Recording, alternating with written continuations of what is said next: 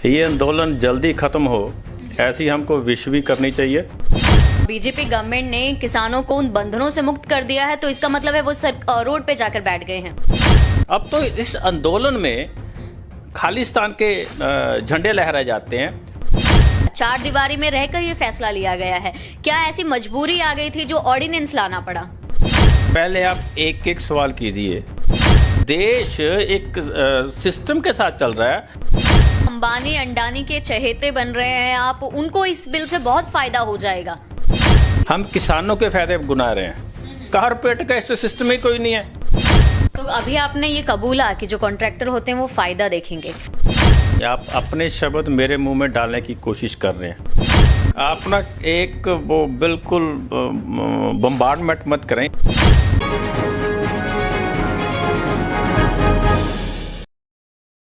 बात फिर से वही रहेगी, 3 कृषि कानून बिल, जो कि एक अभी गरमाया हुआ मुद्दा बन रहा है। तो उसी पे चर्चा के लिए हमारे साथ अभी मौजूद हैं बीजेपी के वाइस प्रेसिडेंट ऑफ पंजाब। आपको इंट्रोड्यूस करवाने से पहले मैं आपका स्वागत करती हूँ इस चैनल में। Welcome to all and I am Poonam Bhargav. So आज जो हमारी डिस्कशन रहेगी वो सारी ही बिल पे रहेगी, तो हार्टली वेलकम यू। नमस्कार, थैंक यू, धन्यवाद जी। तो सर बात हमारी खैर 3 बिल पे ही रहने वाली है। जैसे कि ये जो प्रोटेस्ट रहा है काफ़ी लंबा चल रहा है और आई थिंक चलने वाला है। तो अभी तक जो सरकार ने ऐसी कमेटीज़ बनाई हुई हैं ताकि आप लोग उस बिल के फ़ायदे लोगों को, किसानों को, आम जनता को बता पाएँ।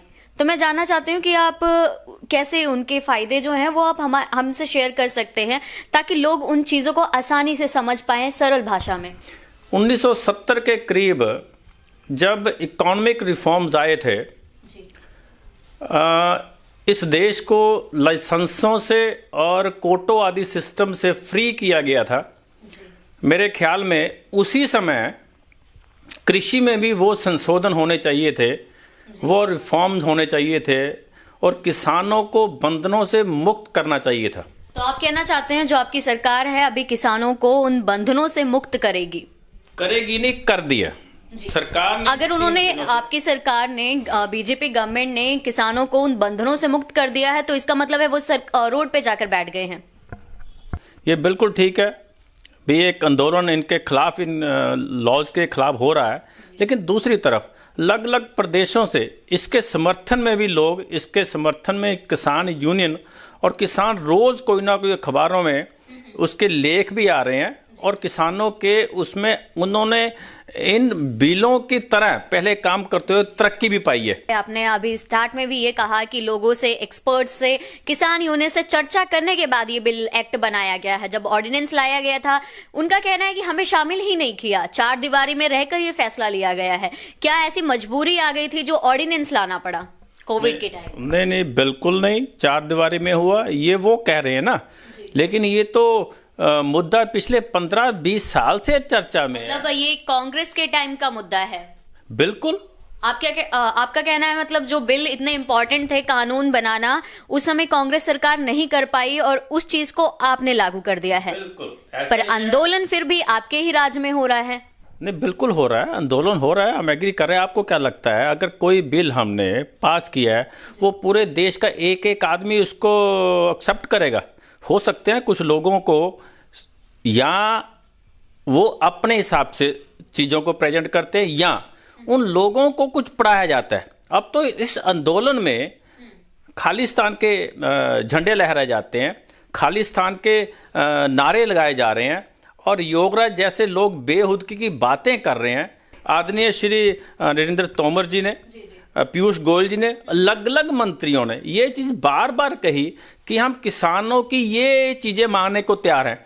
अब वो एक ही बात पे भी है बिल वापस हो। आज ये बिल की बात हो रही है, कल कोई दूसरा आंदोलन खड़ा करेगा, वो दूसरे बिल की बात करेगा। आपने अभी खालिस्तान का नाम लिया, बीच में योगराज के स्टेटमेंट पे भी बात की थी। तो आपको लगता है कि आंदोलन जो है वो चल रहा है, बीच में ये जो चीजें आ रही हैं वो आपकी नजरिया कहीं ना कहीं भटका रही हैं?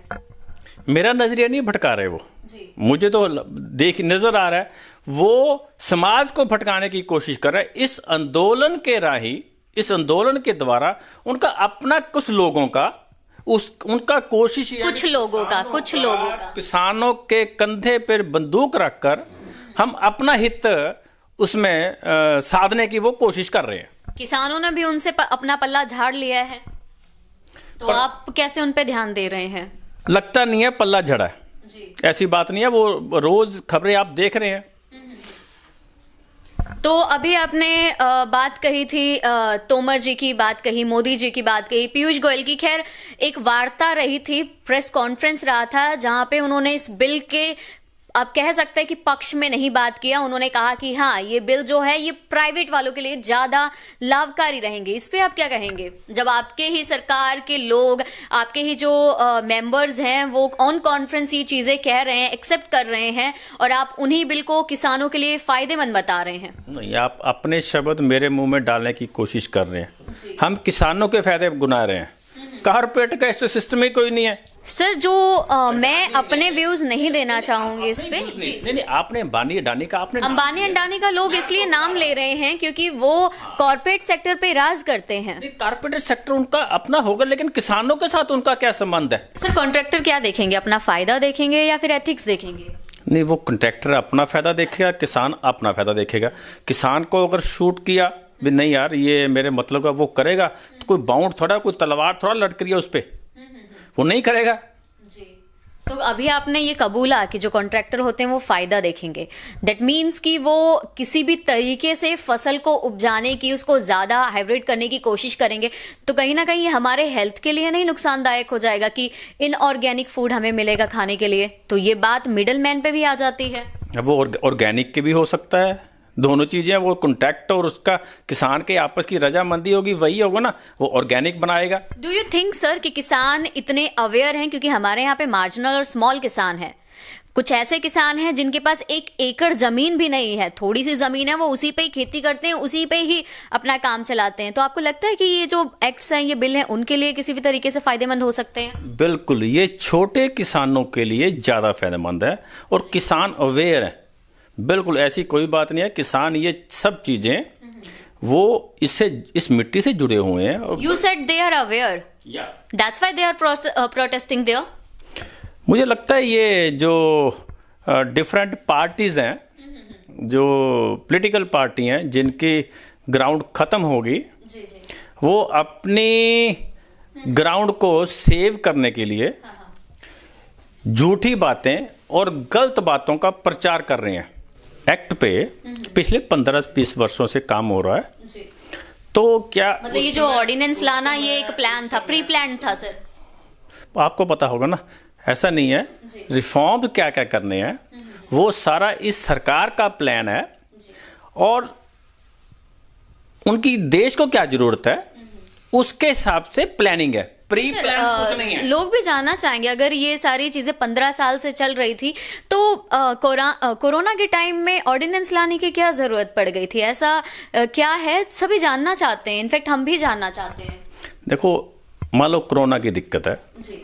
तो उस मुसीबत को, ये बड़ा मुद्दा था, उसके लिए सरकार ने पूरे विश्व के अंदर जो मोदी सरकार ने इंडिया में किया, आज पूरे देश के बड़े बड़े लोग उसकी तारीफ कर रहे हैं। लेकिन दूसरी तरफ जो आपका सवाल है, हमारी एनर्जी खाली एक फील्ड में नहीं चलती, आपको डिफरेंट फील्ड में आपका काम आदमी करना होता है। आपको डिफेंस में भी काम करना है, चाइना का भी इशू है, जम्मू कश्मीर का भी इशू है, पाकिस्तान का भी इशू है, आपको कृषि बिल का भी देखना है, आपको फूड्स का भी देखना है। तो सब चीजें एक पैरेलल। मतलब मोदी सरकार कह रही थी कि आपदा को अवसर में बदलिए, और उन्होंने बदल दिया। बिल्कुल, हम जो चैलेंज एक्सेप्ट करते हैं और उन चैलेंजेस को एक्सेप्ट करते हुए तो आपदा को अवसर बन जाए, तो ये अपनी एफर्ट्स है और अपनी नीयत बढ़िया है, तो नीति अच्छी बन जाती है। आत्मनिर्भर भी बना रहे हैं किसानों को, ताकि वो गवर्नमेंट पे एमएसपी पे ना डिपेंड हो सके। बिल्कुल सर, किसान अगर आत्मनिर्भर होगा, किसान मजबूत होगा, किसान की इनकम डबल होगी, तो नेचुरली देश को फायदा होगा। हमारा वो प्रयास है। बिल को लागू होने के बाद जो एमएसपी है और एपीएमसी है, दोनों ही खत्म हो जाएंगे, तो इसको कैसे क्लियर करें सर? अब देखिए, देश के प्रधानमंत्री ने, देश के कृषि मंत्री ने, और भी कई केंद्रीय मंत्रियों ने संसद के अंदर भी संसद के बाहर भी और जनरल प्रेस कॉन्फ्रेंस में भी ये वादा किया है, एमएसपी थी, एमएसपी है और एमएसपी रहेगी। आपको क्या लगता है जो लोग हैं, जो आम जनता है, जो किसान है, सरकार के वादों पे विश्वास रखे? क्योंकि होता क्या है, अक्सर वादे करके, मैनिफेस्टो करके आपका वोट ले लिया जाता है, तो आपको लगता है कि विश्वास रहेगा उनका आप पे? नहीं, बिल्कुल आपने सही कहा। पहले की सरकारें ऐसा ही करती थी, पहले की पार्टियां ऐसा ही करती थी, लेकिन भारतीय जनता पार्टी सबका साथ, सबका विकास और सबके विश्वास पर काम कर रही है। और जो शब्द हमारी नेतृत्व ने अपने मुंह से निकाले हैं, हम उनके लिए वचनबद्ध हैं और उनको हर हाल में उसका पालन करेंगे।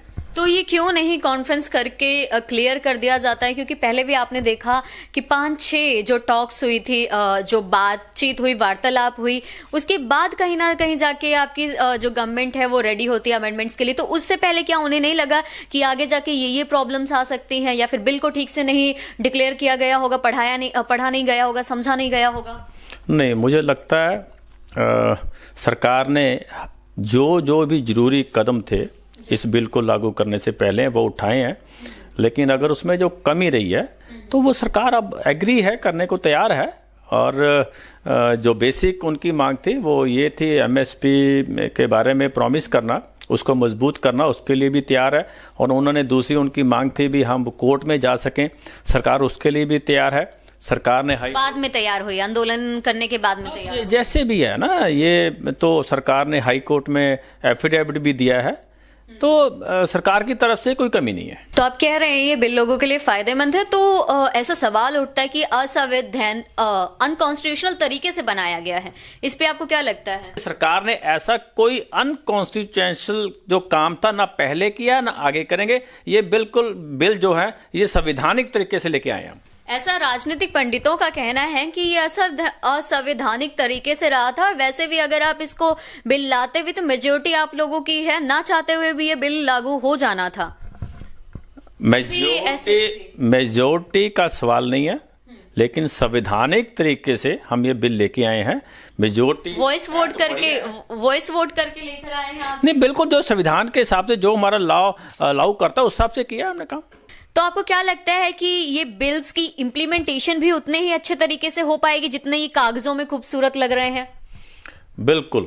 आज तक मोदी गवर्नमेंट ने जितने भी ऐसे लॉज या कोई बिल या रिफॉर्म्स किए हैं, उनकी इम्प्लीमेंटेशन उनको करने के लिए सरकार के अपने पूरे इंफ्रास्ट्रक्चर के साथ साथ डिफरेंट एनजीओज और पब्लिक को भी इन्होंने इन्वॉल्व किया है। ये बिल बहुत अच्छे से लागू होंगे और ये देश की तरक्की में बहुत बड़ा योगदान डालेंगे, हमें ऐसा लगता है। मतलब आप कहना चाहते हैं कि आने वाले भविष्य में लोग, किसान आपको, आपकी सरकार को याद रखेंगे।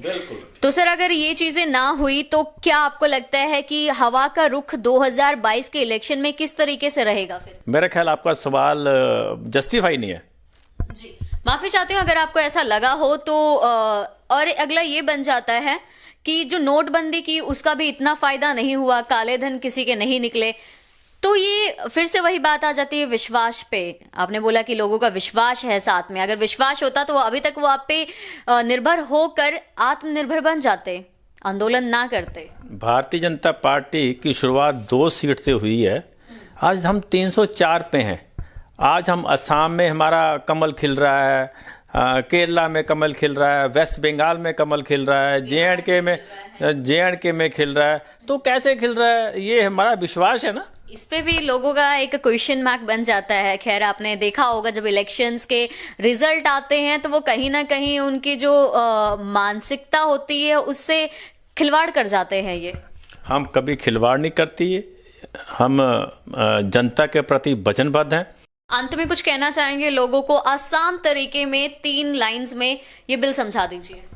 मैं अपने किसान भाइयों से प्रार्थना करता हूँ, ये सरकार आप लोगों की है, आप अन्नदाता हैं, हम आपके हैं, ये बिल आपको फ़ायदे देंगे और ये सरकार हमेशा आपसे बात करती रहती है कि अगर इसमें कोई कमी रही तो जैसे जीएसटी पे हर महीने काउंसिल बैठती है, उसको अमेंडमेंट किया जाता है, तो आपके ये फ़ायदेमंद रहेंगे और सरकार हमेशा आपके बातचीत के रास्ते ये समस्या अगर आई तो उसका हल करने के लिए तैयार है।